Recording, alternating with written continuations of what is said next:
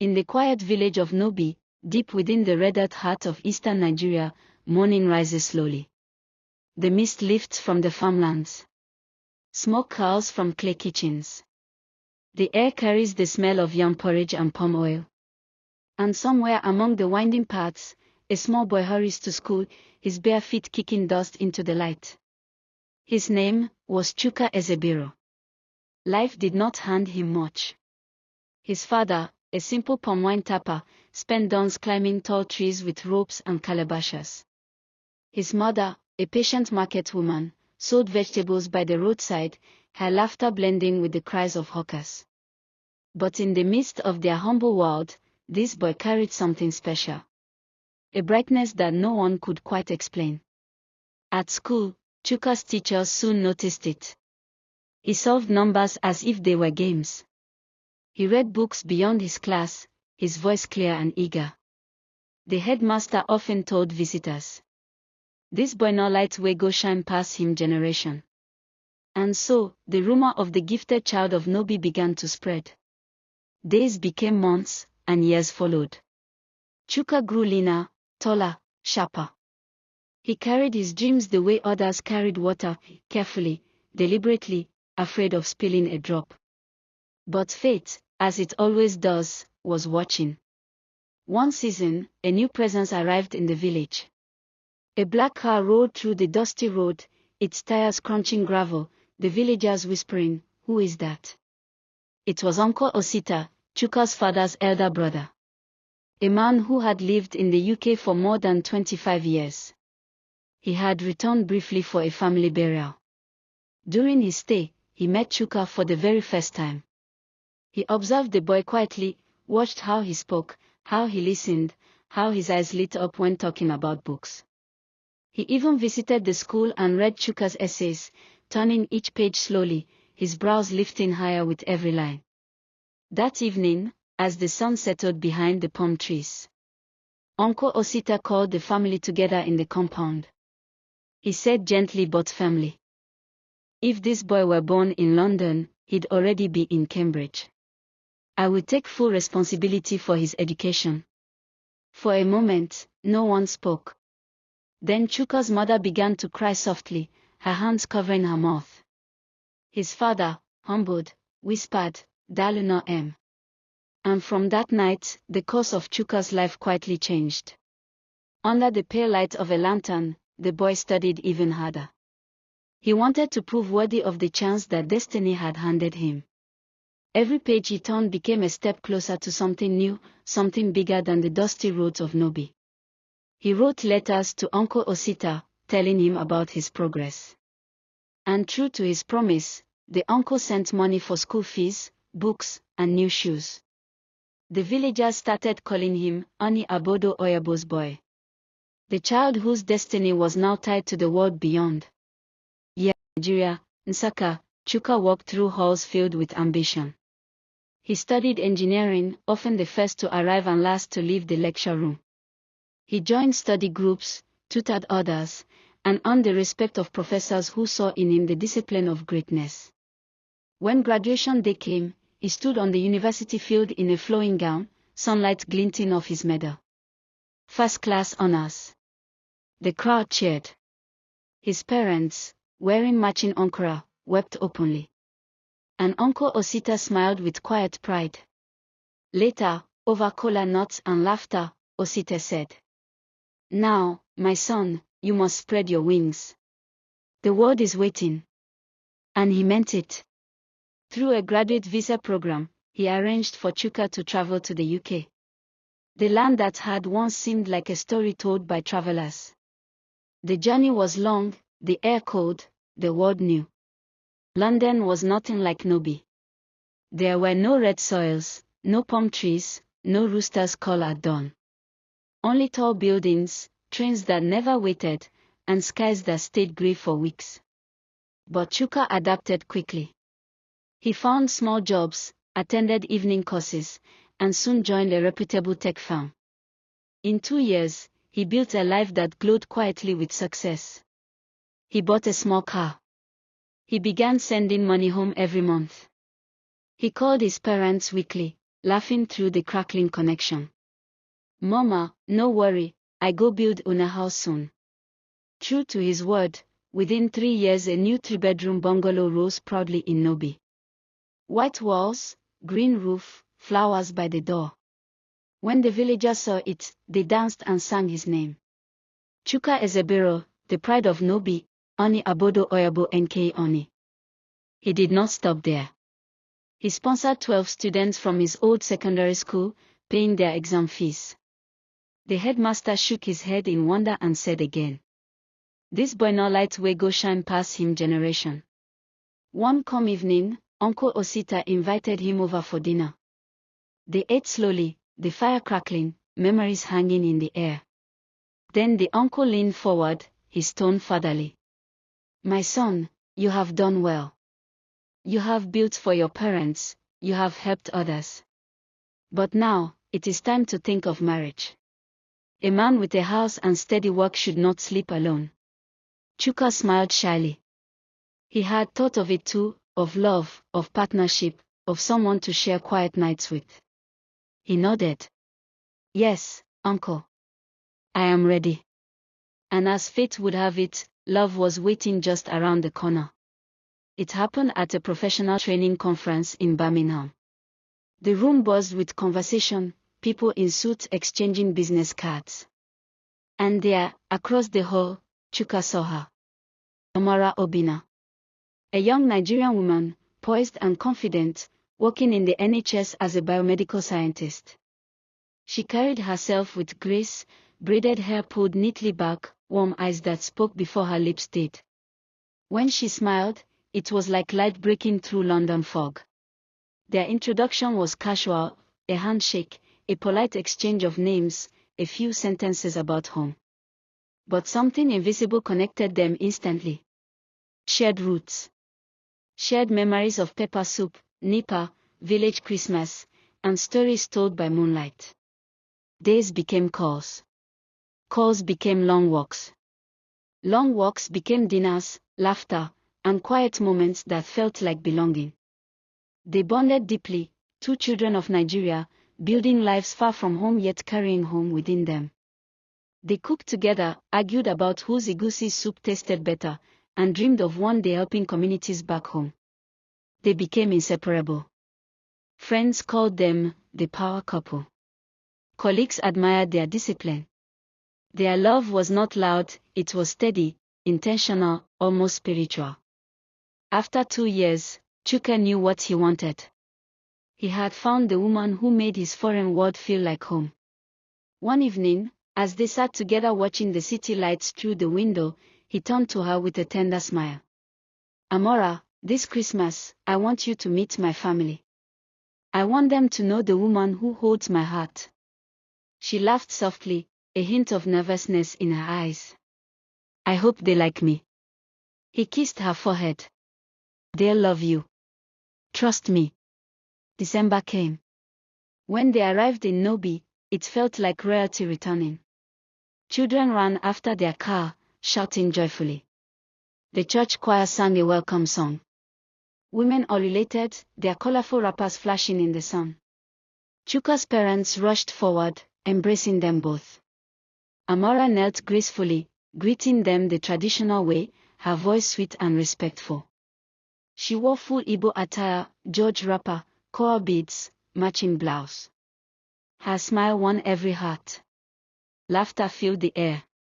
The compound buzzed with visitors, neighbors, and old friends. Palm wine flowed, stories were told, blessings poured freely. Everything felt perfect until evening came. The family gathered again in the main sitting room to greet the elders. The lanterns burned low. Chuka sat proudly beside Amara as relatives came to see the woman from London. Then, slowly, an old figure appeared from the inner room. Chuka's grandmother, the oldest surviving matriarch of the Ezebero family. Her back bent with age, her eyes sharp with memory. She walked with a stick, smiling as she approached. "No, my children," she said softly. "Let me greet our visitors." Amara stood respectfully and knelt again, head bowed. Everyone watched as the grandmother reached out her trembling hand to bless her. But then, something changed. The old woman froze. Her hand stopped midair. Her eyes locked on Amara's face. The smile faded. She stared for a long, uneasy moment. Silence filled the room. Finally, her voice came out slow, uncertain. "My daughter, what is your father's name?" Amara blinked, surprised by the sudden question. Her voice calm, she replied. "Training conference in Birmingham." The room buzzed with conversation, people in suits exchanging business cards. And there, across the hall, Chuka saw her. Amara Obina. A young Nigerian woman, poised and confident, working in the NHS as a biomedical scientist. She carried herself with grace, braided hair pulled neatly back, warm eyes that spoke before her lips did. When she smiled, it was like light breaking through London fog. Their introduction was casual, a handshake, a polite exchange of names, a few sentences about home.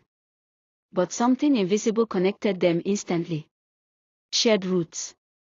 Shared memories of pepper soup, Nipa, village Christmas, and stories told by moonlight. Days became calls. Calls became long walks. Long walks became dinners, laughter, and quiet moments that felt like belonging. They bonded deeply, two children of Nigeria, building lives far from home yet carrying home within them. They cooked together, argued about whose egusi soup tasted better, and dreamed of one day helping communities back home. They became inseparable. Friends called them the power couple. Colleagues admired their discipline. Their love was not loud, it was steady, intentional, almost spiritual. After 2 years, Chuka knew what he wanted. He had found the woman who made his foreign world feel like home. One evening, as they sat together watching the city lights through the window, he turned to her with a tender smile. "Amara, this Christmas, I want you to meet my family. I want them to know the woman who holds my heart." She laughed softly, a hint of nervousness in her eyes. "I hope they like me." He kissed her forehead. "They'll love you. Trust me." December came. When they arrived in Nnobi, it felt like royalty returning. Children ran after their car, shouting joyfully. The church choir sang a welcome song. Women ululated, their colorful wrappers flashing in the sun. Chuka's parents rushed forward, embracing them both. Amara knelt gracefully, greeting them the traditional way, her voice sweet and respectful. She wore full Igbo attire, George wrapper, coral beads, matching blouse. Her smile won every heart. Laughter filled the air. The compound buzzed with visitors, neighbors, and old friends. Palm wine flowed, stories were told, blessings poured freely. Everything felt perfect until evening came. The family gathered again in the main sitting room to greet the elders. The lanterns burned low. Chuka sat proudly beside Amara as relatives came to see the woman from London. Then, slowly, an old figure appeared from the inner room. Chuka's grandmother, the oldest surviving matriarch of the Ezebero family. Her back bent with age, her eyes sharp with memory. She walked with a stick, smiling as she approached. "No, my children," she said softly. "Let me greet our visitors." Amara stood respectfully and knelt again, head bowed. Everyone watched as the grandmother reached out her trembling hand to bless her. But then, something changed. The old woman froze. Her hand stopped midair. Her eyes locked on Amara's face. The smile faded. She stared for a long, uneasy moment. Silence filled the room. Finally, her voice came out slow, uncertain. "My daughter, what is your father's name?" Amara blinked, surprised by the sudden question. Her voice calm, she replied. "Obina Ezebero, Mo. From Omukpu village." The room fell completely silent. The grandmother's face drained of color. Her stick slipped from her hand. She lowered herself shakily into a chair, her lips trembling. Tears welled in her eyes. Jesus! GMO, this girl is my granddaughter. Gasps filled the room. The mother screamed. Someone dropped a cup. And just like that, the joy that had filled the air only moments before turned into stunned disbelief. The revelation hung heavy in the room. And with it, the first crack appeared in the love that had seemed destined to last forever. That night, under the red moon of Nnobi, two souls who had traveled across oceans sat in silence. Their hearts still beating for each other. Unaware that the blood flowing in their veins carried the same ancient story. And so began the unraveling. No one slept at night. The moon hung still above the compound, pale and judging. From the corners of the house came hushed whispers, quick breaths, muffled sobs. The once joyful home of the Ezeberos had turned to a court of silent ghosts. Amara sat on the veranda, her eyes empty, her wrapper clutched tight around her shoulders. Inside, Chuka paced the room, his heart a drum of confusion. Every word of his grandmother's revelation echoed inside his skull. She is my granddaughter. How could that be? He and Amara had met in a city far from here. They had built love from nothing but chance. Yet fate, mischievous and cruel, had circled back to reveal that the blood between them was one. Soft footsteps, door creaks. His mother entered, eyes swollen from crying. She called him quietly. Noam, my son, come. They sat together on the floor. For a long while she said nothing, only held his hand and rocked gently. Then she began, her voice trembling. Many years ago, before you were born, your father's brother, Obina, quarreled with this family.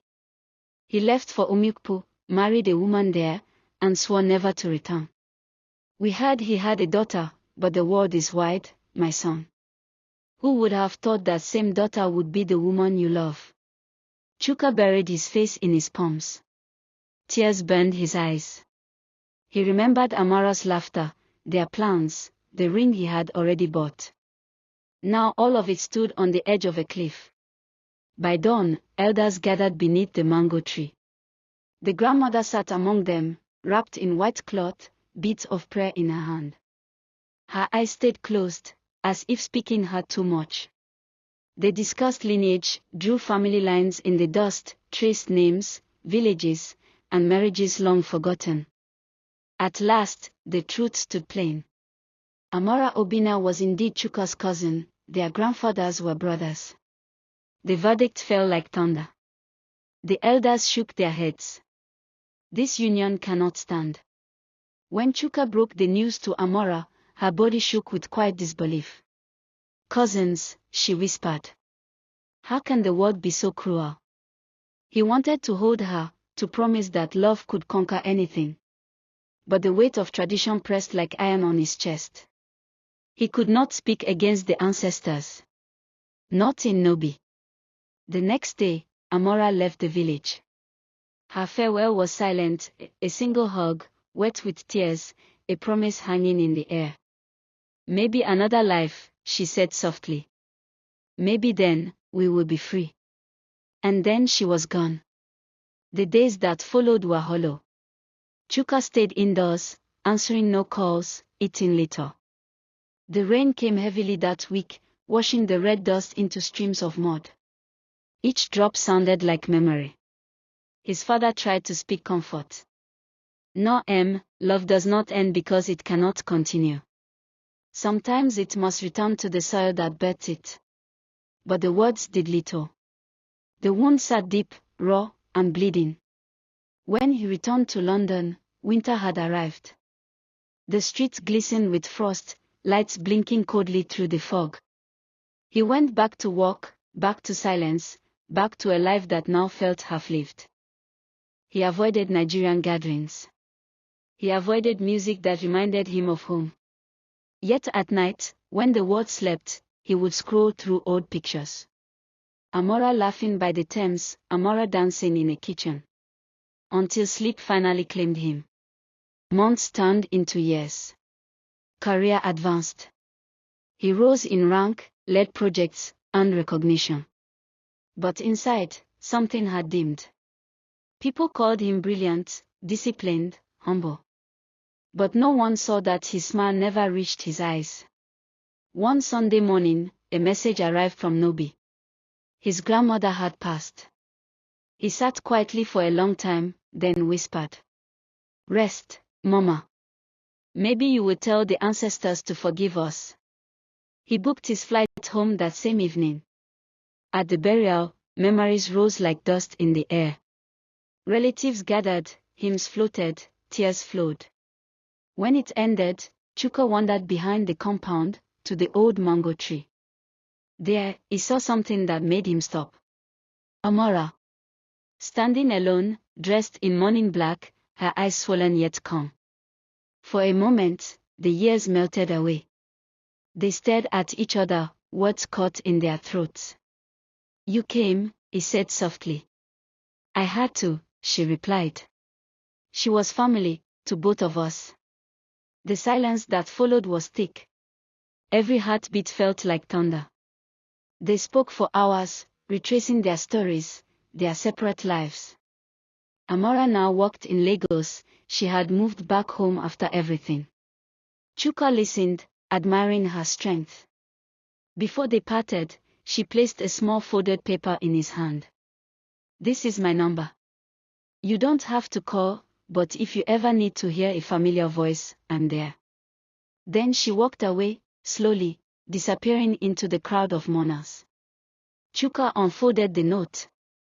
On it, her name, and beneath it, a small line written in Igbo. "Myo anegi egbu ihunonya, spirits cannot kill love." He smiled faintly for the first time in years. Back in London, life continued. He called her once. Then again. The conversations grew, gentle and cautious, like seedlings after harmattan. They spoke not as lovers, but as kindred souls carrying the same wound. Sometimes she laughed again, and it healed something inside him. Sometimes they spoke about destiny, about how the universe writes strange stories that humans must obey. He would listen and think of how blood and love had wrestled within them. And neither had truly won. Years later, when he told this story to his nephew, he ended it with the same words his father once told him.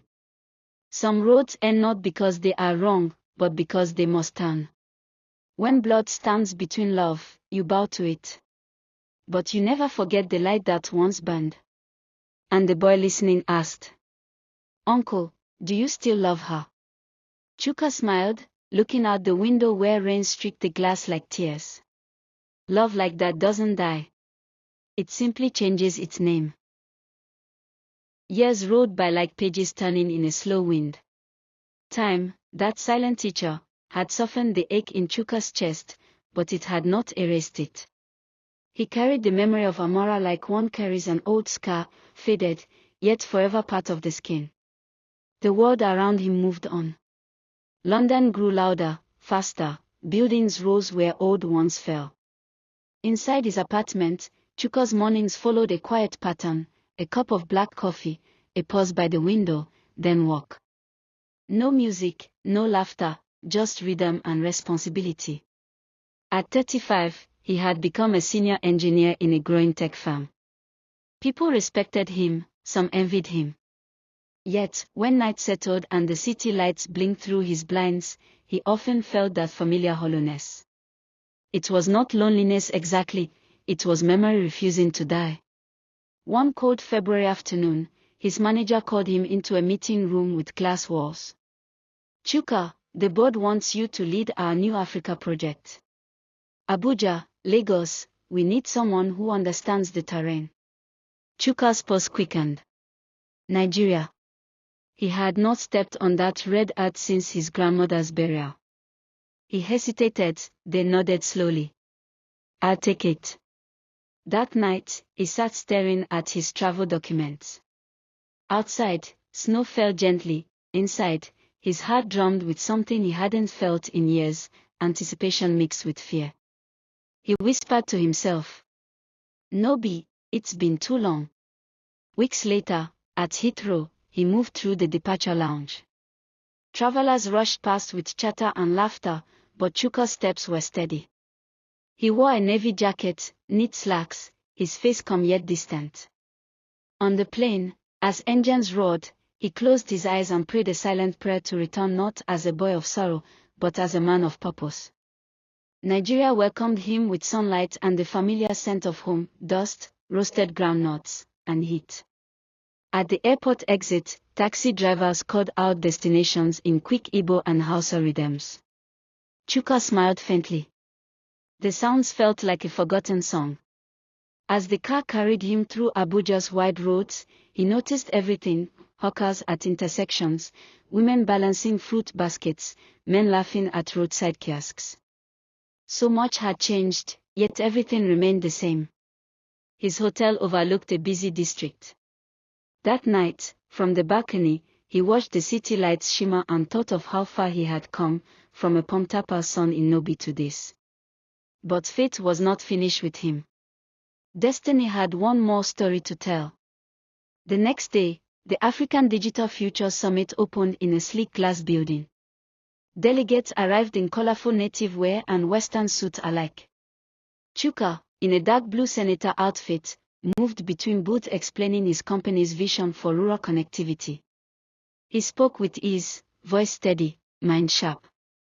Then, from across the hall, he saw her. Amara. Time paused. She was standing near a biomedical display, dressed in a mustard yellow dress with a modest ankara pattern. Her hair was braided neatly, her posture confident, her face radiant.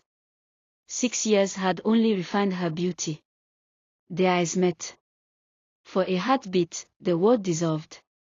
She blinked, disbelief spreading slowly, then smiled, that same soft smile that once made his heart tremble. Chuka swallowed, steadied himself, and walked toward her. Amara, he said, almost a whisper. Chuka, she breathed. For a moment, neither moved. Then they laughed, awkward, nervous, human. Later, they sat facing each other in a quiet cafe. Steam rose from their coffee cups, the air thick with unsaid words. I didn't know you were here, she said. I just arrived yesterday, he replied. You look different. Stronger. So do you. They spoke of work, of cities, of years spent healing. There was laughter again, gentle and cautious. When the rain began outside, Amara looked out the window and said softly, It's strange how life circles back, isn't it? Chuka nodded. Maybe it circles until we learn what we were meant. That night, Chuka lay awake. Outside, they stood under the amber streetlight, a long silence between them. Finally, she said, Let's not disappear again. He nodded. We won't. 2 weeks later, they traveled to Nnobi together. Not for romance, but for remembrance. They wanted to visit their grandmother's resting place. The road wound through villages dotted with palm trees and red-roofed houses. Children waved as the car passed. Chuka's heart beat slowly, rhythmically, in peace. When they arrived, the air smelled of rain and earth. They stood by the old grave, flowers in hand. No words were needed. The silence between them was sacred. That night, Chuka sat under the mango tree with his father. Lantern light danced on their faces. Papa, he began, I've been thinking about the families lost through our grandfather's many marriages. We still don't know most of them. His father nodded slowly. It was a different time, my son. Men had many homes, children scattered like seeds. Some lines have disappeared forever. Chuka looked into the darkness.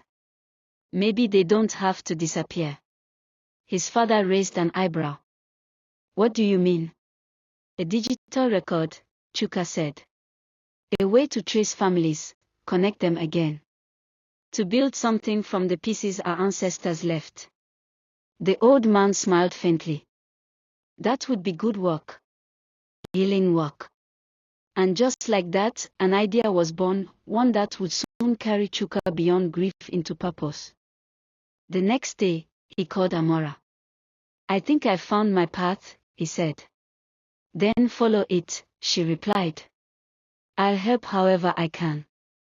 Her words warmed him more than sunlight. He stayed in Nigeria for 3 more months, moving between villages, collecting stories, names, forgotten family ties. People welcomed him, some curious, some tearful, all grateful. They began calling him Odigu Nke Impokorita, the man who gathers. Back in Enugu, he rented a small office and hired 2 young volunteers. On the door, he painted the name, the Six Wives Legacy Foundation.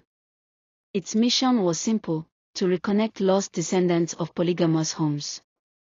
Old photos, letters, birth records, they gathered everything. Each evening, when he switched off the lights, he would whisper to himself, "For them. For peace." And sometimes, in those quiet moments, he felt Amara's unseen smile beside him. What began as heartbreak was turning into healing. From 2 souls once torn apart by blood, a bridge was being built, a bridge that would carry many others home. But fate was not yet done weaving its threads. There were still hearts to mend, still truth waiting in the shadows of Nnobi. In the days that followed, Chuka poured his heart into the work. Morning to dusk, he sat behind his desk, surrounded by stacks of faded family photographs, bitter letters, and the smell of old paper mixed with fresh hope. Sometimes, he would stare at a single picture for minutes, a wrinkled image of a woman in a wrapper, holding a child. He would whisper, "Who are you? Who did you leave behind?" Bit by bit, story by story, the past began to take shape. His small team grew. Adiz, a bright-eyed university graduate, handled the archives. Obina, quiet and patient, was in charge of field interviews. Together, they traveled across villages, recording oral histories and scanning old family documents. The foundation's name spread like a whisper carried by wind. Soon, families from Nsaka, Oka, Owerri, even Port Harcourt began to visit. Each one came with fragments of the past, a name, a tale, a grave, a rumor. And in Chuka's hands, these fragments became stories again. One afternoon, in a small village near Olu, they met an old woman named Mama Ifinanya. Her memory was clear despite her 90 years. When Chuka mentioned the surname Okeke, her eyes glistened. "Ihi. Okeke," she said, her voice trembling. "My mother's mother was an Okeke from Nnobi. She left after a quarrel and never returned. We were told she married a palm wine tapper's son." Chuka froze. "A palm wine tapper's son?" "Yes," Mama Ifinanya nodded slowly. "He was called Omenka." The word seemed to pause. That was his grandfather's name. He felt his throat tighten as realization dawned. Before him sat a woman who might be his lost kin. He asked gently, "Mama, can you tell me her name?" "She was called Kaameka," the woman whispered. "A beautiful soul, but her heart broke before she left." Tears welled in Chuka's eyes. "Mama, she was my great-grandmother." The old woman's lips trembled, and she reached for his hand. They sat together in silence, generations bridging themselves through memory. That night, back in his lodge, Chuka couldn't sleep. He opened his journal and wrote, "The blood between us was never meant to divide, it was meant to remind us." He thought of Amara. She had stood by him through it all, helping organize health outreaches for families they found. Each time they met, the air between them grew softer, lighter, almost tender. But neither spoke of love again. They didn't need to. Something deeper bound them, a shared mission born from pain. Months later, the Six Wives Foundation held its first major reunion. People traveled traveled from across states, cousins meeting for the first time, elders recognizing old family marks. Children danced barefoot to the sound of drums, women all elated with joy. Chuka stood on a small stage, microphone in hand, watching it all unfold. Faces that once belonged to scattered names now stood together, smiling. He cleared his throat. "My people," he began, his voice steady but emotional. "We are gathered here not just by blood, but by forgiveness. Our ancestors' choices divided us, but today, we choose unity." Applause rippled through the crowd. Amara watched from the front row, pride shining in her eyes. "This foundation," he continued, "is not about the past. It is about the healing of tomorrow. When our children ask who they are, we will not speak with shame, we will speak with truth."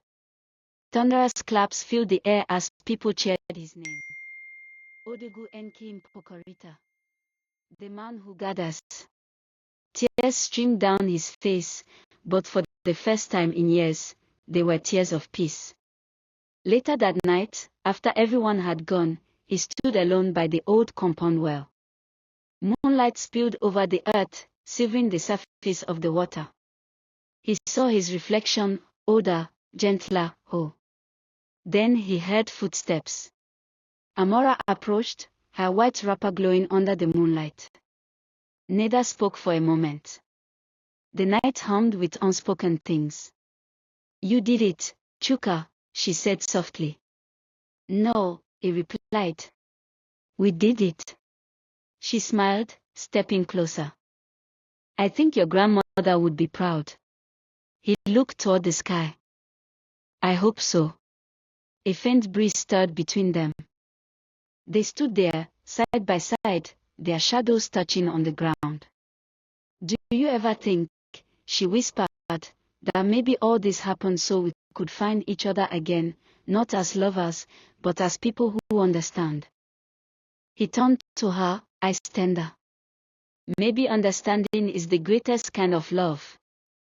Days turned into weeks. The foundation continued to grow, now with offices in Enugu and Lagos. Chuka split his time between cities, guiding the mission and mentoring young volunteers. But fate, as always, had one more test. One afternoon, while visiting a record office in Onitsha, he came across a set of dusty envelopes marked Okeke Family, 1940s.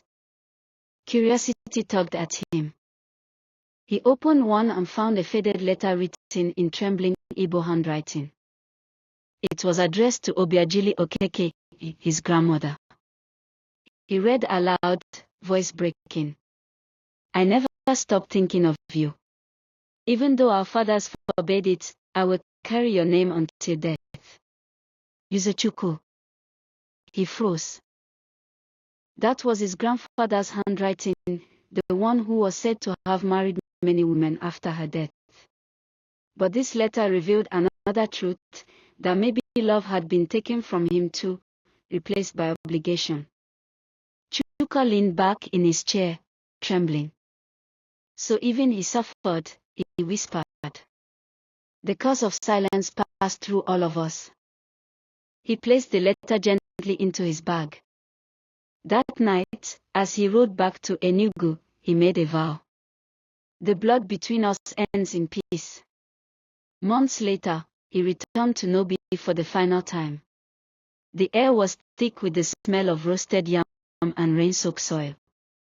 The elders had gathered to honor him for his work. He knelt before them, head bowed. The oldest among them, Ichinkem, placed a hand on his shoulder. "You have mended the net your forefathers tore," the old man said. "You have washed away the bitterness of the 6 wives. May the land remember your name with kindness." Drums echoed as the crowd chanted his name again and again. But Chuka's eyes searched the crowd for one face. Amara stood at the back, hands clasped, smiling softly. He smiled back. No words passed, they didn't need any.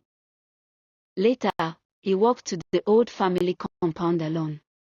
He placed the letter he had found on his grandmother's grave, whispering, "Your story is no longer lost.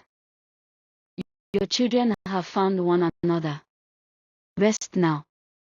As he stood there, a drop of rain fell on the paper, then another, until the whole sky opened. He didn't move. He let the rain wash over him, cleansing the last traces of sorrow. Narrator, gentle, closing. And so, the blood that once divided found its way back into one stream. The children of the 6 wives were no longer strangers. The land of Nnobi breathed easier. The ancestors slept with smiles. Chuka would later return to London, not as a man running from the past, but as one carrying the strength of home in his heart. He would tell stories to young Africans abroad of love, of loss, of legacy, reminding them that no matter how far one goes, the blood of one's people always sings quietly beneath the skin. And somewhere, in the heart of Nnobi, under the shade of an old mango tree, the wind still whispered his name.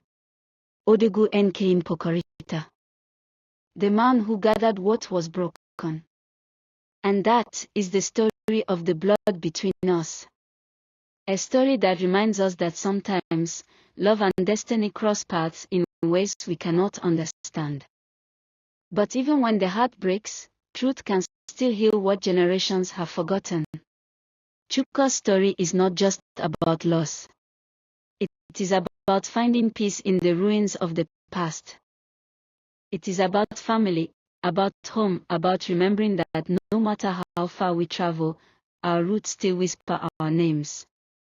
Thank you for listening to The Blood Between Us. Follow us for more unforgettable African stories, stories that carry the spirit of our land. Stories that remind us of who we are. Remember to like, comment, share, and subscribe, so that these stories will continue to live and travel across the world.